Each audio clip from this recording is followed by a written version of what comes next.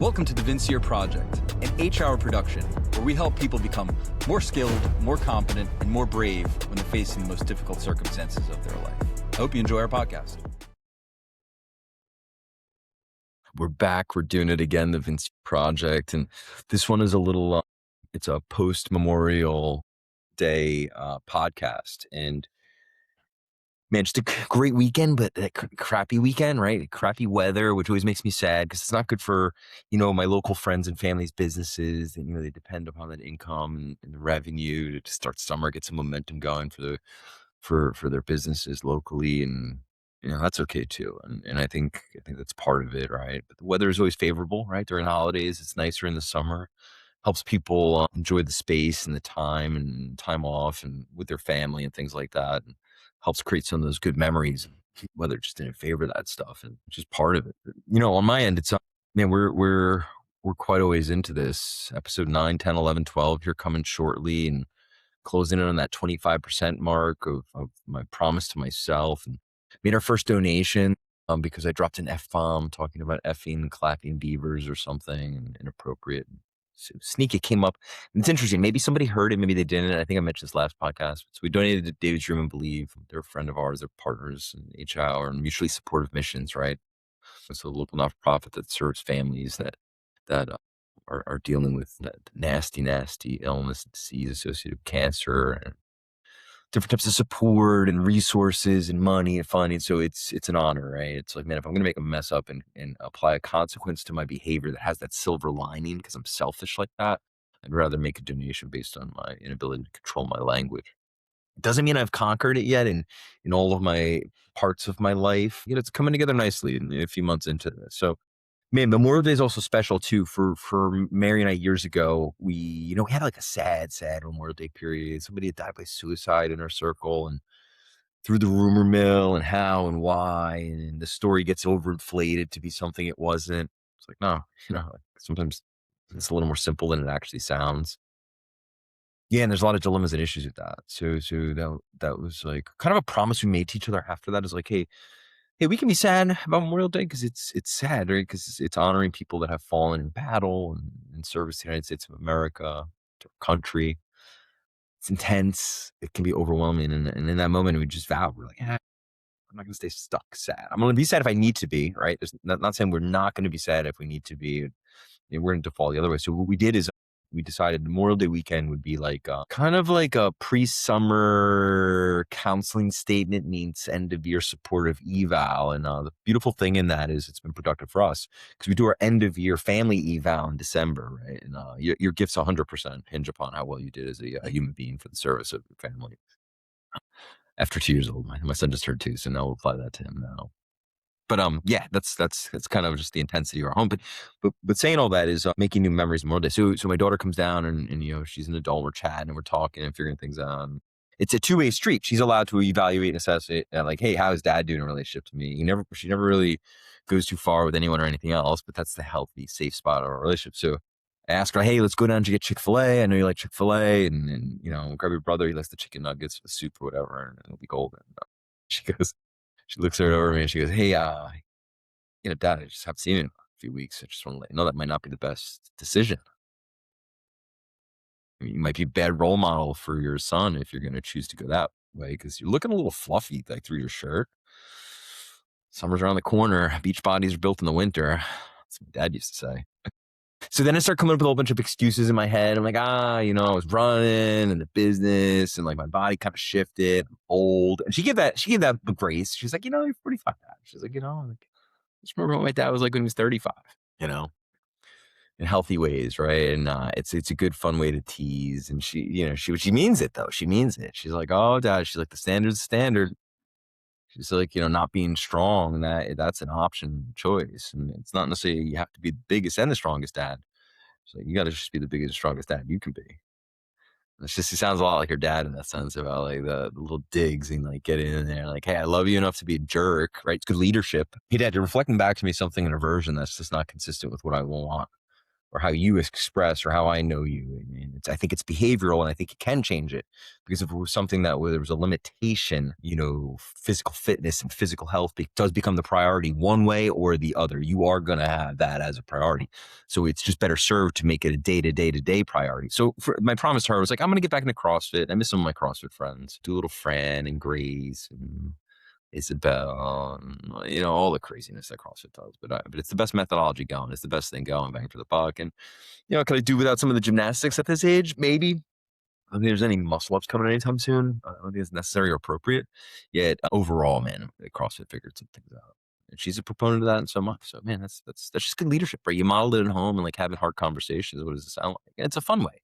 It could be a serious conversation done in a fun way, much like anything in life, right? There's not many things that are serious of the serious. I'm looking through my notes and like journal entries in like the past week. And then the big thing is that happiness about Memorial Day. There was a happiness this year. I experienced happiness, and happy Memorial Day to everybody, anyone. Hey, happy Memorial Day. Get the propane. Happy Memorial Day.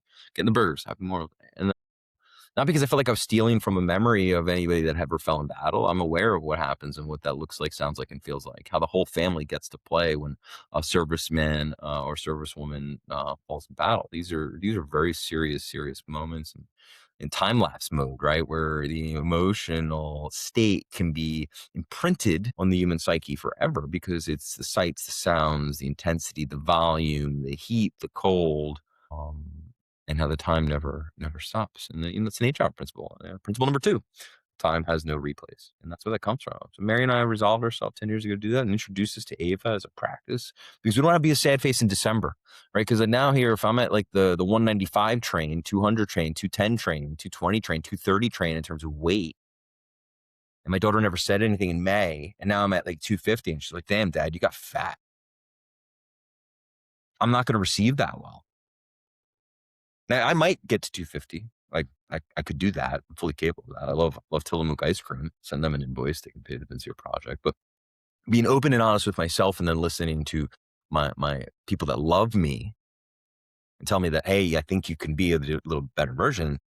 She doesn't need to know that in 5 years when I turn 50, I'm gonna start taking PEDs. I'm gonna be a jack dude at the lily field, man. Jack dude at her wedding. I want to be those things. So yeah, man, get her in the podcast. That'll be dynamic. Probably super high risk, yet funny as hell, because anybody that has a healthy relationship with their kids, how's that go? But yeah, happy Memorial Day for me. And this is the post Memorial Day show, end of the week, processing, thinking through some things. And we have Mike up, man. And it's just good to celebrate with good people they're the good people that are trying to do good things that are hard, difficult, and they're complex. Yet, complexity sometimes is like why you need good people around. Is like, how much complexity do we want to create? And does that create too much friction? Where now that we're not actually harnessing the energy, or in this case, creating the sparks to create the flame and the fire of the bigger thing that we want. And then we set an inferno, and then just everything's on fire in that chaos. And I think that sometimes gets normalized as a way to live or to be. And I think that's an external pressure. And that's just a little glimpse into our conversation. Man, I'm going to get him on the podcast. Is like, you don't want the external pressures driving your decision points. And, a lot of what him and I are chatting at Memorial Day is like, yeah, you're allowed to be whatever you need to be and how you feel. Celebrate, not celebrate. Like, oh, it's just Monday. I go to work. Whatever you need it to be is important in the story. Not what Vince thinks it needs to be for you. I think that's the beautiful part of it. But what I want to share with you is it's a reminder for me and Mary, is also changing and modifying how we do things and creating new traditions. Is what Memorial Day honors and demonstrates is much like Murph, right? And that's why it's symbolic for a lot of military folks. And you do run a mile, do 100 pull-ups, 200 push-ups, 300 squats, run another mile. you know, do it in some sort of cadence or pace that's accelerated beyond what you think you're capable of. And I think it's symbolic of going far beyond what people believe is possible. The fact that there are humans that are willing to jump on grenades, that are willing to go into buildings that have bombs and guns in them, drive down them. They're willing to cross borders. They're willing to train forever to do these things one time. They're willing to train forever to do this thing one time. Train for 10 years to do a thing one time. 20 years, do a thing one time. And I think that level of commitment and veracity and perseverance and diligence and commitment is the requirement for anybody that's trying to do anything difficult. And the military is one version of that. It's just the consequences are dire. And so some of the Vinceisms when I say, hey, things can be done in a very playful way, yet they can be serious things. I treat counseling that way. I think coaching, training, I think my business is that. And then there's the other part of it was where serious things need to be done seriously. And I think that's where we get really good and hyper focused because we can cut away the noise and eliminate the distractions. And the only way to do that is to put ourselves in situations where the distractions are eliminated. So if it requires you to go to the bottom of the ocean or to outer space or to try to circumnavigate the world or to build $1 billion business or to just become an overly amazing dad, right? Like or mom or son or daughter, like really take pride in the 3 feet of space that you can control. And that's where the abundance of wealth and compounding takes place. It's not a singular cataclysmic event. It's a host and series of events over a longer period of time that also strengthen the relationships and the bonds required to celebrate something special and as the fallen, right? It's a true alignment and agreement that this thing is important. So that's what I find is important for us, is whatever you need to make of it or do with it. But it's happy Memorial Day for me. Happy and awed and amazed that there's such humans that have ever graced our presence. I'm an us versus them pronoun guy. I believe those are our people. It doesn't mean it's all about apple pie and democracy ever. However, there's something noble and honorable to know that there's people that take massive risk against their own interest, against their own growth and health and safety, in service of something much bigger and greater. And I think sometimes, mass media and social media and your drunk liberal uncle will try to misguide you or misalign you with how and why that is cool. But me, I think, being committed to your fellow man in the face of adversity and something, that is where people find that calling and passion. Because I've seen what happens when the dinar goes to zero and how civil societies reset and people adjust and align. And it'll come back down to faith and religion and sense of purpose and not convenience, right? Because there's nothing convenient when the water, the power, the electric go down and your currency is not worth anything. And so I learned a lot from those experiences. And that's what makes me happy about Memorial Day. Is like, I went and bought grass-fed burgers and shared them with some people I love and care about. And, we had some store-bought coleslaw, which I'm not too proud about, but it was delicious either way, and fancy drinks and all that stuff. Non-alcoholic, of course, because that's me. And yeah, I think that's it. And I think it's happy Memorial Day for me from here on out. But maybe we're not ready for that. But yeah, personal integrity, make your donations, do what you're supposed to do, follow through with your word, and just be open to being guided and getting feedback and love, right? Because that's what good friends do that. And I use the example of my daughter today is like, those aren't fun or comfortable conversations, but they can be done in a playful way. And as long as we refine and design and agree that the boundaries are in place. There's no rules to that. And that's the part that's an artistic expression. It takes a high degree of social awareness, intelligence, and acuity to be able to interface that way. So, my statement for anybody that feels like they're stuck and need to be sad for prolonged periods of time, that's okay too. But I would just say that you reserve the right to set time limits to that stuff, and that's healthy too, right? Like, hey, Memorial Day, I need to be sad. I'm going to sad, isolate, shut down, watch a war movie. There's nothing wrong with that either. There's nothing wrong with that either. So, man, yeah, that's where we're at. Man, summer's here. We're gonna keep going. Enjoy. Thanks for listening.